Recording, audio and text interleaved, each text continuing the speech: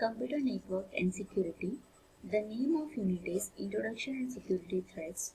The name of topic is Types of Attack.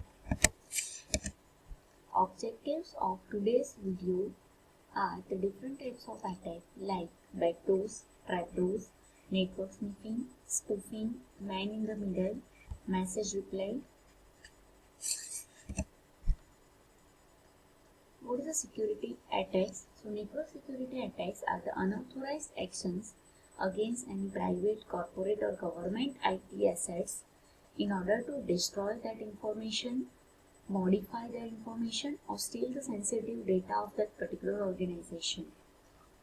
In the previous video, we have discussed about the attacks like DOS and DDoS. Now we are going to discuss the next types of attack, backdoors. This can have the two different meanings. First, during the development phase, and second, during the program running phase. First, during the development of complicated operating system or the applications, programmers add backdoors or maintenance hooks. These backdoors allow them to examine operations inside the code while the program is running. So when coding is done for the particular applications, at that time only some maintenance hooks are developed and they examine the operations when the program is running. And the second type of backdoor refers to gaining access to a network and inserting a program or utility that creates the entrance for an attacker. So when the running phase is going for that particular applications, at that time attackers attack from the backend. The program may allow a certain user to log in without a password or gain administrative privileges. This is called a backdoor. The next type of attack is a trapdoors. Trapdoor is a method of gaining access to some part of a system other than by the normal procedure. For example, gaining access without having to supply a password. Hackers who successfully penetrate a system may insert trapdoors to allow them entry at a later date, even if the vulnerability that they originally exploited is closed. There have also been instances of system developers leaving debugged trapdoors in a software which are then discovered and exploited by hackers. So trapdoors are also referred as a backdoors, are bits code of embedded in programs by the programmer to quickly gain access at a later time. The next type of attack is known as a sniffing. It is also known as a network sniffing or a packet sniffing attack. It is a one type of passive attack.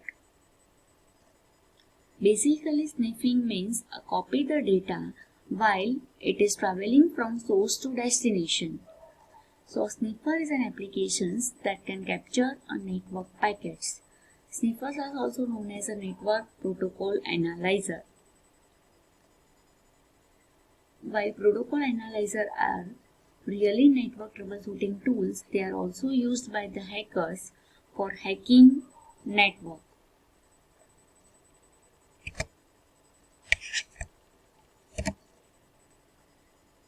Here, see, these pieces are connected in LAN. Okay, they pass the information through this hub. So, if this first PC want to pass the information to the third PC, then that information must be passed to the hub first. Now, attacker's PC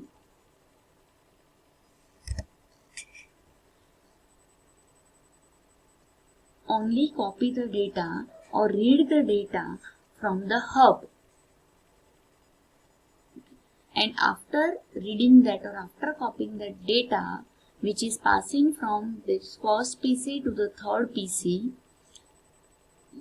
after copying that data, attackers use the data after few times to attack on the first or the third PC. So this is called a sniffing.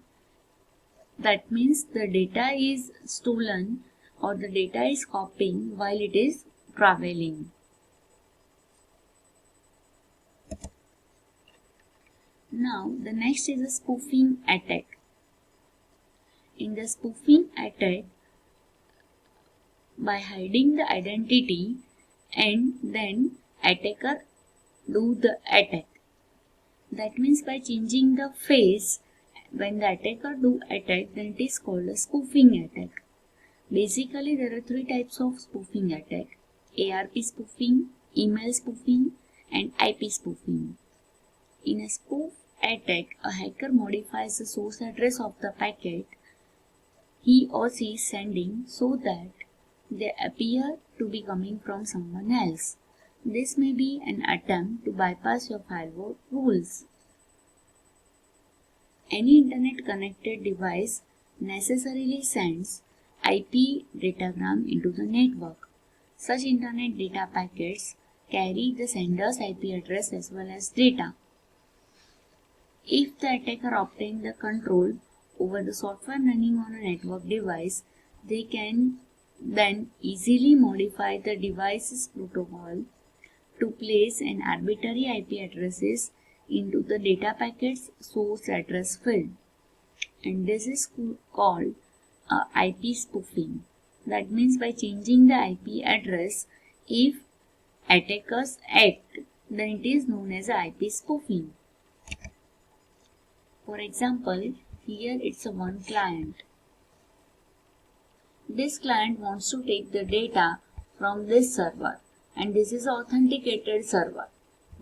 Through this internet, it wants to take the data from this server, but here there is a spoofed SSP server.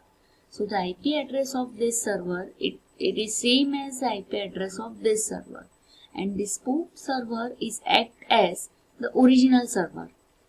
So SSH client is not able to understand that the data is coming from this spoofed server because it comes with the same IP which is the IP of this authenticated server. This type of attack is known as a spoofing attack. In the email spoofing attack, email spoofing involves sending messages from a bogus email addresses or faking the email addresses of another user.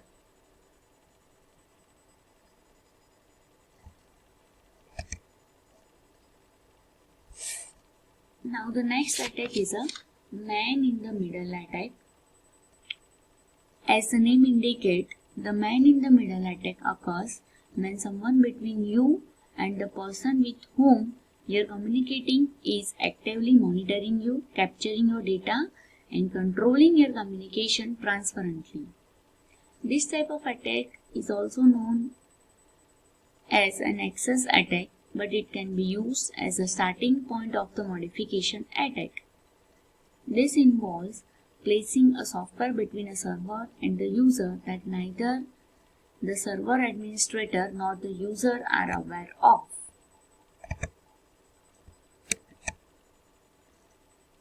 For example, here this is a victim who wants to take the data from this web server. This is the original connection between the victim and the server. That means between the client and the server.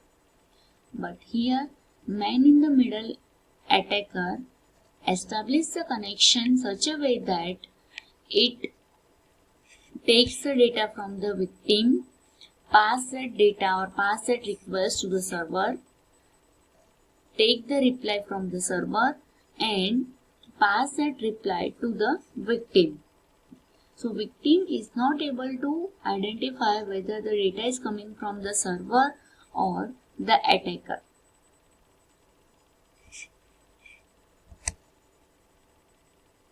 This software intercepts the data and then sends the information to the server as nothing is wrong.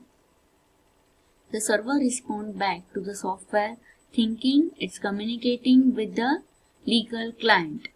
The attacking software continues sending information to the server and so forth. Okay. So here man in the middle or attacker take the information between the client and server. Message replay.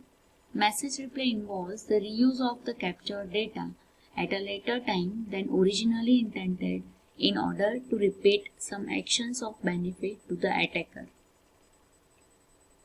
For example, the capture and replay of an instruction to transfer the funds from a bank account into one under the control of an attacker.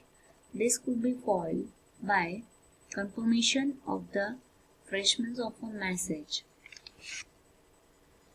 So it basically message replay involves the reuse of the data. Okay. So once it got the data, once the attacker got the data, then it stored that particular data, and after few times with the use of that data it attacked on the original victim. This is called a message replay. Thank you.